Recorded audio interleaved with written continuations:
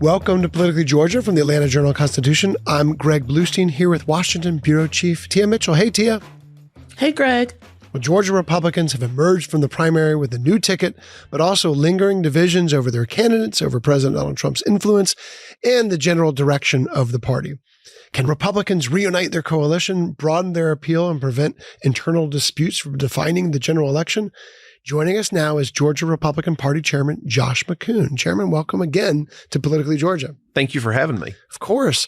I want to get into, T and I are going to get into a lot of things here, but I want to start with what happened here on this show just a few days ago with Lieutenant Governor Burt Jones saying that he is not yet ready, not only to not endorse Rick Jackson, but also not sure if he'll even vote for Rick Jackson yet.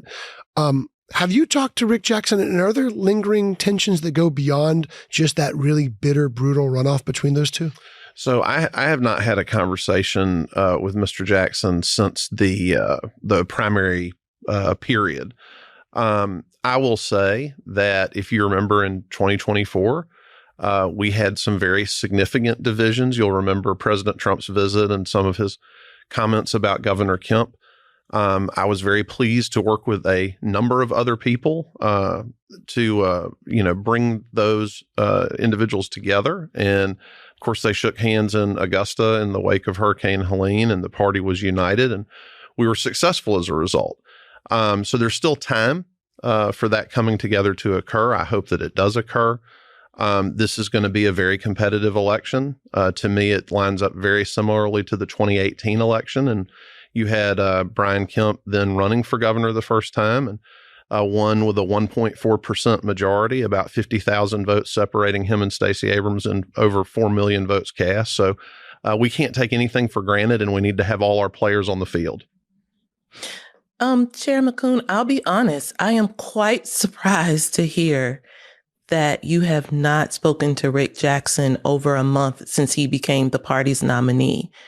Is that normal? I mean, have you talked to Mike Collins? Have you talked to Greg Dolezal?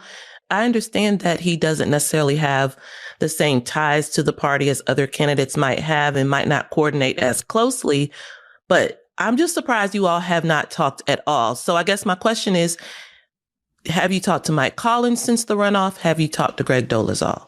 Yes, I've spoken to Congressman Collins. I've spoken to Senator Dolezal.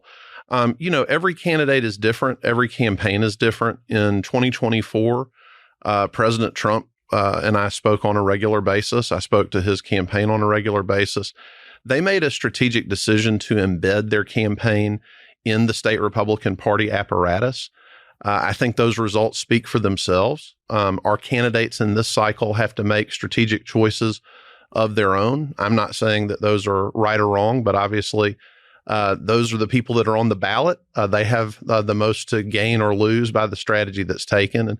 And that's the strategic decisions made by the Jackson campaign ultimately are up to them, and they'll be owned by them and their candidate. I think that we're going to continue to reach out. We're going to continue to do everything we can to turn out our vote for the entire Republican ticket. And that's the message I conveyed to Mr. Jackson and the message I left for him on primary runoff night. In 2021 and 2022, before your time as chair, we saw Governor Kemp kind of go his own way, split from the party. He felt like the party had not shown him the support that he wanted to see doing that reelection campaign. And, we're starting to see maybe the semblance of that same thing with this campaign. Our co-host, Patricia Murphy, had this really great column the other day about how Rick Jackson is building up his own ground game, concierge service. I mean, this is an intense effort.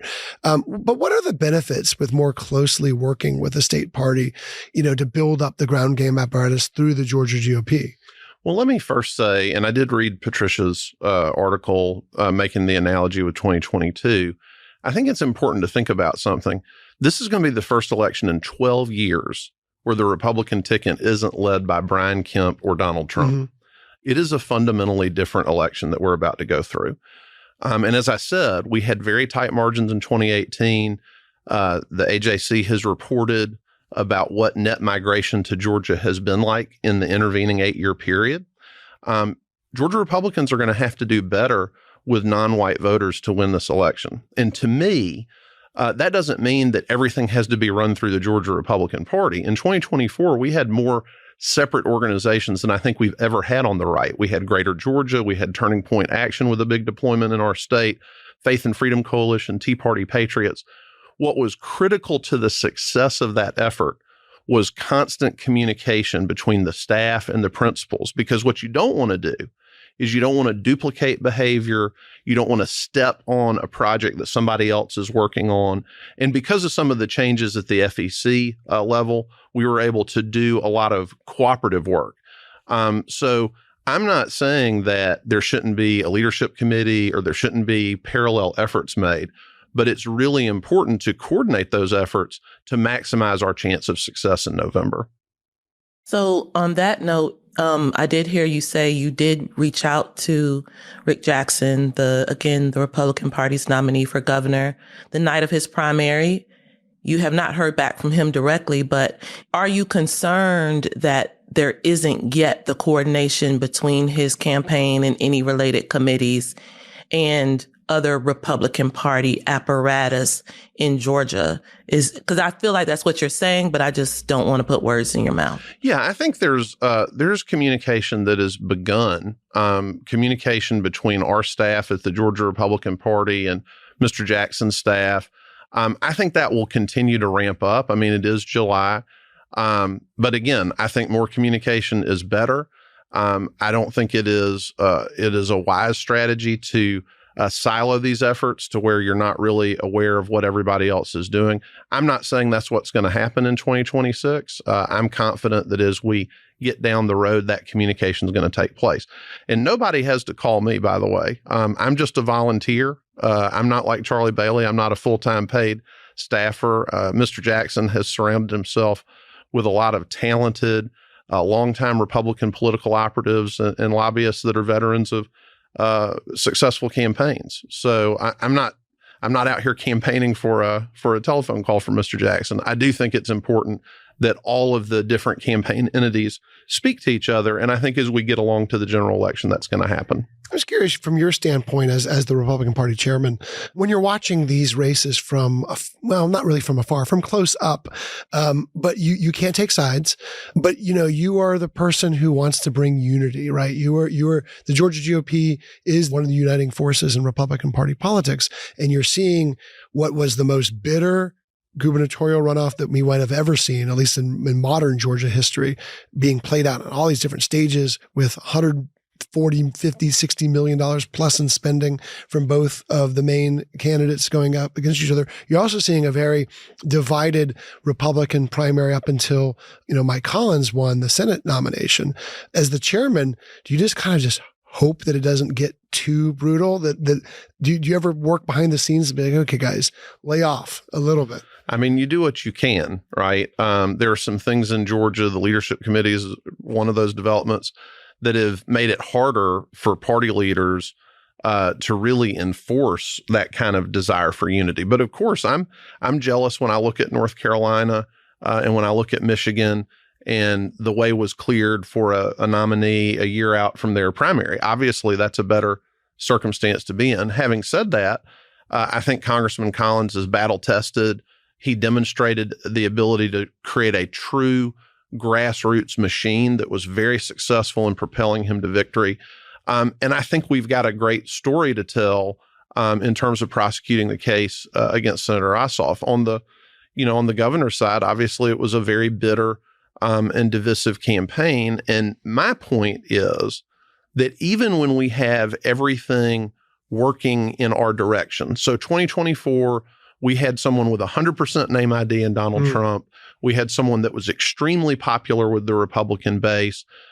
We had that hiccup with the governor. We got them together. Everybody was rowing in the same direction for the last 12 weeks. Looking back at it, there's nothing else I can think of that would have plussed up where we were. We had the Biden administration issues. We had the right message. We won this state by a 2.1% majority, 115,000 votes on 5.5 million cast. No room for error. This was one of 4 states in the nation where Kamala Harris got more raw votes than Joe Biden did in 2020. Mm-hmm. So anyone that thinks that we're back in 2010 or 2014 and the Republican primary is over and we're just going to walk through the general election is mistaken. And I don't say that because I don't think we can win. We can absolutely win. But it's going to take the entire Republican team. We all need to be on the same page. We all need to be rowing in the same direction. And now's the time to make that happen. Those conversations need to be occurring right now so that as we get into the traditional start of the general election around Labor Day, we're all on the same team and we're rowing in the same direction. You mentioned Representative Mike Collins. Of course, he's the Republican Party nominee for Senate. And as you know, there have been some controversies. You say he's battle tested, but there have been new controversies. Most recently, it was the social media posts of his son-in-law that were white nationalists, anti-Semitic, very problematic, just on their face. And I think the narrative that is being created by these controversies is that Mike Collins surrounds himself by not the best people to tell his story, not the best people in a state like Georgia, where Republicans are trying to reach voters of color. You know, as you talk to Representative Collins and as you look at this race, what do you think he needs to do? Did you find these things problematic? Did you communicate that to him and his team? Well, let me say, first of all, the comments made by his son-in-law, in my view, clearly anti-Semitic. They have no place in the political conversation. I reject them and condemn them unreservedly. I'll also say that I think it is different when we're talking about someone who is related to Congressman Collins due to his daughter's marriage, right? I think that at the end of the day, if you look at Congressman Collins' record, he's someone I've known for a long time. I knew his father, Mac, when he was in Congress. This is a man without an anti-Semitic bone in his body. He's somebody who, unlike Senator Ossoff, has a clear record of supporting Israel in Congress and a clear record of standing up against anti-Semitism in all its forms. And I don't think it's really fair to say, because his son-in-law has espoused views that I think we all find abhorrent, that those are somehow attributable to him. I think you got to look at the record. You've got to look at the man. And I think when you do that, you find somebody that is a friend of Israel and that is clearly someone who has stood up against anti-Semitism. Let's talk more about this race, because all three of us have, I'm sure, heard from Republican activists who are despondent about GOP's chances of defeating Jon Ossoff.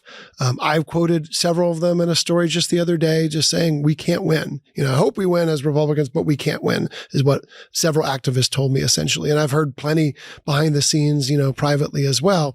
Can Mike Collins actually beat Jon Ossoff? I mean, if you look at the way things are right now, Jon Ossoff has led in every poll. He has a huge fundraising advantage. He does well even with some independent Republican voters and even conservative-leaning independent voters as well.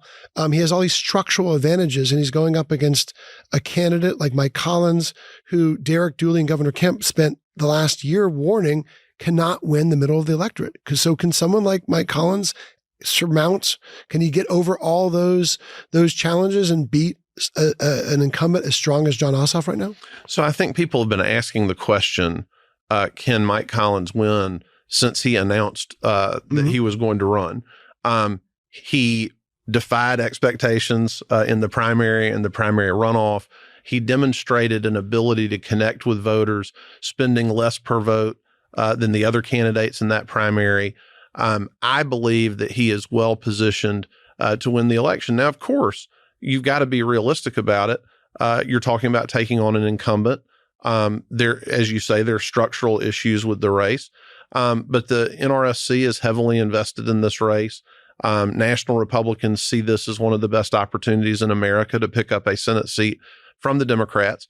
When Jon Ossoff ran the first time, he positioned himself as this sort of middle of the road, somebody maybe in the style of a Sam Nunn or something like that. We've got a voting record now that is totally at odds with that. He has compiled one of the most left-wing voting records in the United States Senate. We're going to spend a lot of time talking about that over the next 5 months. I think that when voters look at that, I think that we can put Congressman Collins in a position to win this race. Okay, let's take a quick break. When we come back, we're going to dive deeper into some of Georgia's top races and Georgia's top issues. This is Politically Georgia from the Atlanta Journal-Constitution.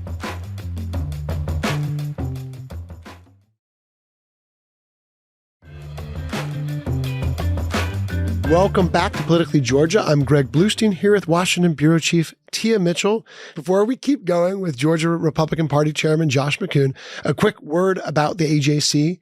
If you're already a subscriber, thank you. You're helping support Politically Georgia and all the reporting that goes into it. But if you're not, you can subscribe at ajc.com/start for full access to our political coverage, newsletters, and subscriber events. That's ajc.com/start. Okay, we're here with Georgia Republican Party Chairman Josh McKoon. We've been talking about Republican challenges, Republican vulnerabilities, Republican opportunities in this election cycle. Let's talk a little bit more about President Trump, because there has been this sort of cloud hanging over this phase of the general election cycle with how much that the president will talk about 2020 and his defeat here in Georgia 6 years ago. And whether Republicans see that as a distraction, see that as a motivating tool, Democrats certainly have already seized on it. We saw just with a retracted tweet about President Trump's speech a couple of days ago saying that he might call Senators Warnock and Ossoff illegitimate. We saw both of them really seize on those tweets, saying that this is not just an insult to them, this is an insult to all Georgia voters. So, Chairman, how much do you see this as a distraction, or do you see this as a legitimate gripe from the president, even though he lost in 2020? I think that, I listened to the president's speech, and what I heard is somebody talking about election integrity as an issue going forward. These elections that we're about to have in 2026, to make sure that people have confidence in elections. There's polling here in our own state showing that more than 1 in 5 Georgia Republicans don't have confidence in our electoral process. That is a bad thing. And that is something that Republicans, Democrats, and independents ought to all be willing to get behind. And the things that the president is talking about to address these issues, asking that people display a photo ID to prove that they are who they say they are when they go vote, confirming the citizenship of voters. These are very basic reforms that have been enacted in some states, but that in many states have not been. And I think that for Republican voters, he's speaking to a concern that many do share. So when Mike Collins said a few days ago to CNN that Trump won 2020, was that a mistake? I think that from my perspective, when you look at the 2020 election here in Georgia, which is something I've spent a lot of time on, the president filed an election contest, which is what you do when you have questions about an election. And unfortunately, he never got to get in front of a Georgia judge and make his case about what happened in 2020. We had so many irregularities in that election. Some are COVID related, some are not. I think there's always going to be an asterisk by that election. It's always going to be a point of contention. And the best thing we can do is to try to enact laws and to take steps that we have secure elections going forward that people have confidence in. And that's why the Georgia Republican Party has invested huge resources in 2024 and in this cycle in election integrity. I do have to add here multiple recounts, audits, Trump's own attorney general, senior level officials in his own cabinet and his own administration said that they did not see any widespread voting fraud in Georgia or other battleground states. Tia? Yeah, we won't keep talking about 2020, but so I'll move up to 2026, because you talked about, how the base still may respond to this speech on election integrity. And you talked earlier about Jon Ossoff's voting record on Israel, and we know the base may respond to that. But when you broaden to the entire electorate, they are telling us over and over again that they want to elect officials that are going to address the cost of goods, the price at the pump, pocketbook issues. And that's part of what has made Trump unpopular right now, because they don't feel like he's addressing this. Do you feel like Republicans have a message this election season that is speaking not just to what plays to the base, but what we are hearing from Georgians broadly about the economy? Absolutely. When you think about the passage of the One Big Beautiful Bill Act last year, that was the president delivering on promises he made regarding affordability. Eliminating tax on tip income, eliminating tax on overtime speaks directly to the economic needs of working class Georgians. The president came to Georgia recently to highlight the Trump accounts. The whole notion behind Trump accounts is to give young people that boost, that start in life, so that by the time they're 18 years old, these accounts that can hold stock and other financial instruments, the average 18-year-old could have over $100,000 in income in wealth by the time they graduate high school. You see this being discussed at the state level. You saw at the special session Republicans voting for broad-based property tax relief and Democrats voting in bloc against property tax relief. So yes, there are a number of issues, both at the federal level and the state level, that Republicans can highlight and say, we are in touch. We are trying to do what we can to assist with the affordability crisis. Now, part of the problem is we had 4 years of Joe Biden printing money and dumping it in this economy, which created enormous inflation. You remember that was an issue in the 2024 election. It doesn't flush out of the economy in 2 years. And so that's something that Republicans have to message on. But I do think that the president on down, we are talking about issues that affect people's pocketbooks every day. I want to go back to something you said earlier, too, about how the party needs to reach out to more non-white voters, especially in a state like Georgia, where non-white voters are going to be the key to any electoral success. Where is the party actually making measurable progress? Because you mentioned it in 2024, there was all sorts of different offshoots. There was, different parts of the Republican Party of Georgia and the Trump campaign singularly focused on activating and energizing, Black voters and Latino voters. But I'm not seeing those efforts right now.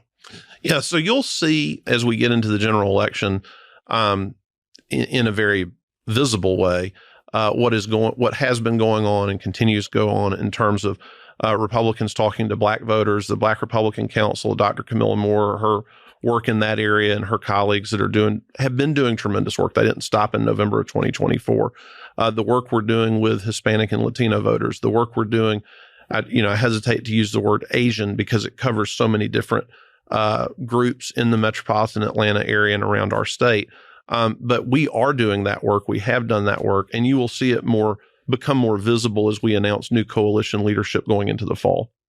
So I want to pivot and ask you about this mid-year convention that the Republican Party will be doing in September. I should say mid-cycle convention, because normally it's done in presidential years.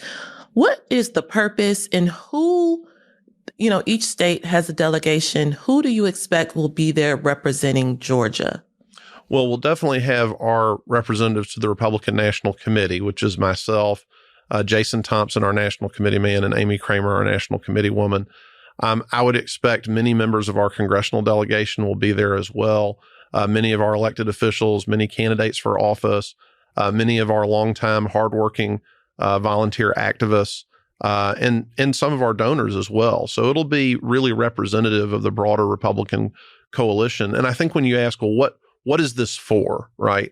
I think it goes back to a question you asked a few moments ago, which is this is an opportunity to highlight those policies where the president has delivered on an agenda for working class Americans over the last year and a half in the White House, to talk about a lot of policies that haven't gotten as much attention in the year or so since the Big Beautiful Act was passed. And so I think you'll see that story about the economy. I think you'll see, as you did at the 2024 convention, regular Americans talking about how this policy has impacted them. But I think it really will be in a large sense, maybe not a closing argument, but an interim argument for why voters should come home and vote for Republicans in November. And Greg, if I can pop in with a follow-up, because there has been reporting about the convention, and apparently states were told that you can use it a little bit as a fundraiser. You mentioned those donors and have packages. So can you tell me a little bit about that fundraiser aspect and how you're handling it? Because what I read is that it's kind of on a state-by-state basis how you want to do it. That's right. We have a lot more flexibility in the allocation of our delegation than in a regular national convention cycle. Here in Georgia, we would have a series of conventions that would culminate in some elections of delegates and alternates. We don't have that requirement this time. We couldn't even do that if we wanted to. It's a lot of work. I mean, those are weeks and weeks of meetings. You have months that sort of build up to that. But in every national convention, there are sponsorship opportunities. There are opportunities for donors to participate. And we're doing that here in Georgia, as many of my fellow state and territorial chairmen are doing around the country. It is a great opportunity for us to raise money. We've had a great year in terms of events that have allowed us to raise funds. We had a spring gala featuring SBA Administrator Loeffler in April that was just one of our best fundraisers ever. And then we had the rodeo. Of course, Greg was able to join us for that. We had our first rodeo ever. We had over 1,500 people there, which is sort of like a state convention, but tremendous financial support from a lot of our thought partners, like Tea Party Patriots is just one example. So yes, there's a fundraising component to it, but that's one leg of the stool. You have your elected officials, your donors, and your candidates. I expect all legs of that stool will be represented in Dallas. So Republicans are getting ready to meet in Dallas in September. Democrats are going to be meeting for a much smaller gathering in Washington in a couple days. And it's really going to focus partly on early voting, on whether or not Georgia should move up the calendar and join the other early voting states like South Carolina, like Nevada, like Iowa, like New Hampshire. This was an issue back in the 2024 race where essentially Democrats kind of gave Georgia a waiver to do so, but Secretary of State Brad Raffensperger, Governor Brian Kemp, they weren't fans of that idea in that cycle. What do Republicans think about moving up earlier to be part of that sort of first group, maybe if not the first four, maybe the fifth or the sixth state voting in 2028? Yeah, I think it's vitally important that Georgia play a more prominent role in our presidential nomination process. I was at a meeting Saturday. I've been saying this all over the state. Georgia's at this crossroads, right, where we're either going to move in a direction politically of a state like Colorado or Virginia, states that were reliably Republican, that it's hard to get a Republican elected now, or we're going to move in the direction of Florida and Ohio. And so we really need a presidential candidate that does very well in Georgia and reflects Georgia Republicans because we need to, it's vitally important to hold on to the state. Democrats recognize that, right? Because Democrats know as Ohio and Florida have faded as potential electoral vote prizes for them, really the math for Democrats doesn't make sense in a presidential election without being able to win here in Georgia. So yes, I'm very much in favor of Georgia moving up in the process.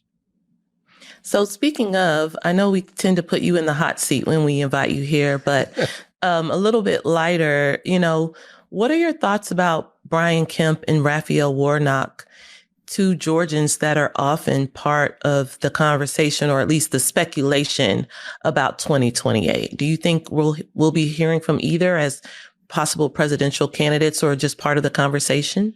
I certainly have heard, I think what y'all have probably heard regarding Senator Warnock making a lot of moves towards a potential presidential run, has a good story to tell. I think Governor Kemp would be an enormously strong candidate for president for Republicans. And I think one of the reasons why is the way he navigated COVID. I really don't think enough is said about that. A lot of that narrative around the 2020 election and the relationship with Trump, I think what got Governor Kemp so much support from people in the middle was the common sense way he approached COVID at a time when he was under enormous pressure not to take the path that he took. And someone that demonstrates that level of leadership, that willingness to trust their independent judgment, is somebody that I think could very well connect with Republican primary voters. But both of them clearly are people whose stars are on the rise, and I think either one would be a competitive candidate in their respective parties' contests. Get ready, Georgia. Okay, Chairman McKoon, one last question for you before we wrap up. Finish this sentence. Georgia Republicans will win in November if they do what? If we are all together rowing in the same direction. Okay. That's going to do it for today's edition of Politically Georgia. If you found us on YouTube, welcome to our channel, and please click the subscribe button so you never miss an episode. You can also follow the Politically Georgia podcast on Apple, Spotify, or any podcast platform. Wherever you're listening, we always appreciate your comments, ratings, and your reviews. We'll talk to you next time on Politically Georgia from the Atlanta Journal-Constitution. Thanks for listening to the Politically Georgia podcast. Our executive producer is Shane Backler. AJC's head of audio is Sam Stamler. Production support from our partners at Goat Rodeo, including Kara Schillen, Hazel Hoffman, and Max Johnston. For more of our political coverage, visit ajc.com/politicallygeorgia, and we invite you to support local journalism by subscribing to the AJC. Join us again next time on the Politically Georgia podcast from the Atlanta Journal-Constitution.